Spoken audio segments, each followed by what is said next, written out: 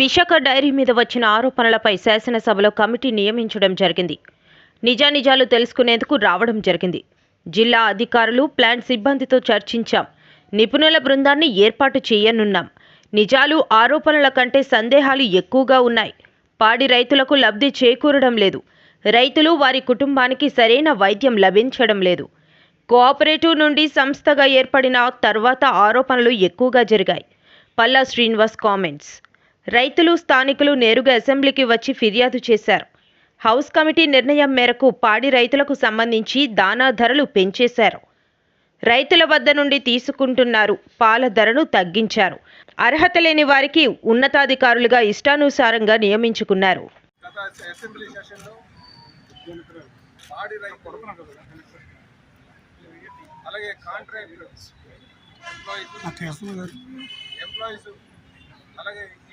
ఉన్నటువంటి ప్రాంత ప్రజలు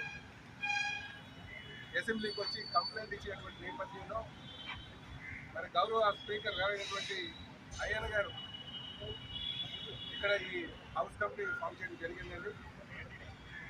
ఇచ్చి ఇక్కడికి వారు ఇచ్చినటువంటి ఆదేశాలు ఏదైతే కమిటీకి ఇచ్చినటువంటి ఆదేశాలు ఏంటంటే ఇక్కడ వెళ్ళి ఏదైతే అనుమానాలు ఉన్నాయో, ఏదైతే సందేహాలు ఉన్నాయో ఆ సందేహాలు ఇచ్చినటువంటి కంప్లైంట్ మీద వాటిని తెలుసుకొని రమ్మని చెప్పి జరిగింది.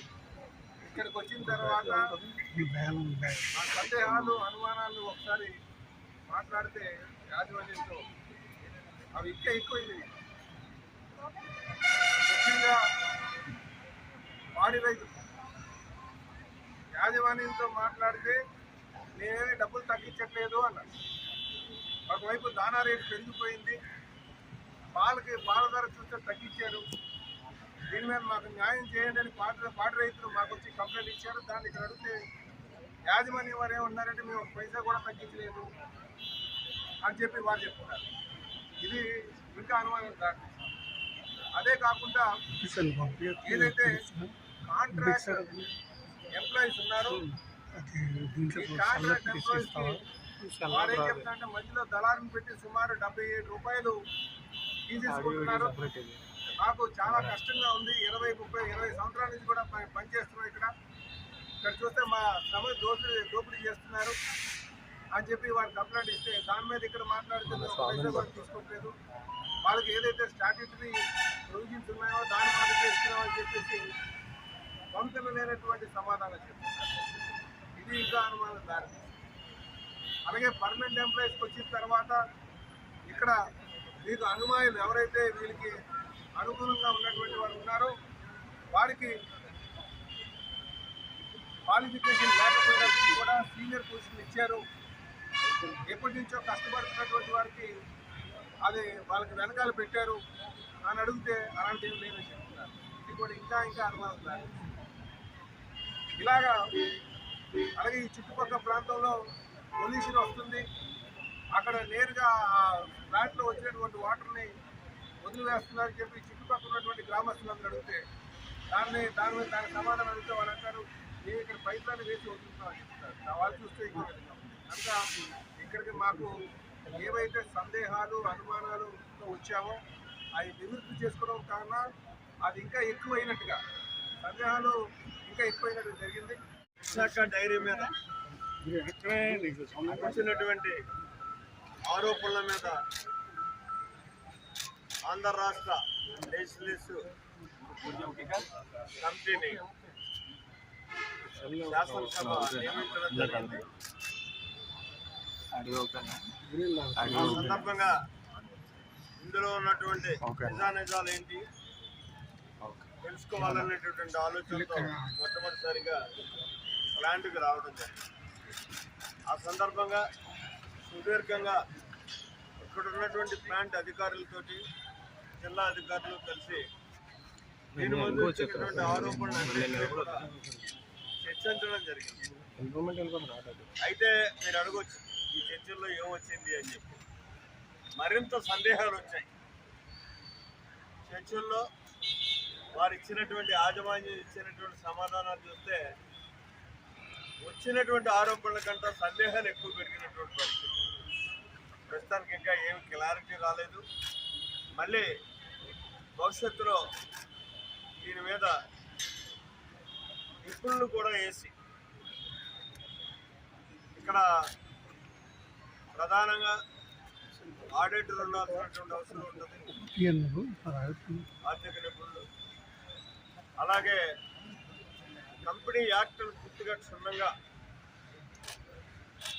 తెలుసున్నటువంటి ఒక వ్యక్తిని, అదే రకంగా కోఆపరేటివ్, ఇవన్నిటిని ముగ్గురిని కూడా చూసుకునే వాళ్ళతో పాటు మా కమిటీ కూడా క్షుణ్ణంగా పరిశీలన చేసి దీని మీద తమ నిర్ణయం తీసుకోవడం. ఈ వచ్చినటువంటి ఆరోపణలు చూసినట్టయితే ఇక్కడ పాడి రైతులకు సరి అయినటువంటి న్యాయం జరగటం లేదు. గతంలాగా ఈ కంపెనీ యాక్ట్ వచ్చిన తర్వాత పాడి రైతులకి లబ్ధి జరగటం లేదు. అలాగే రైతాంగానికి వైద్య సౌకర్యం అందడం లేదు. ఏదైతే లేబర్ కాంపోనెంట్, లేబర్ కూడా సరైనటువంటి విధానంలో వాళ్ళ జీతభత్యాలు కూడా కటింగ్లు జరుగుతున్నాయి, నష్టం జరుగుతుంది అని చెప్పేసి కూడా ప్రధానంగా ఇవాళ చెప్పినటువంటి పరిస్థితి.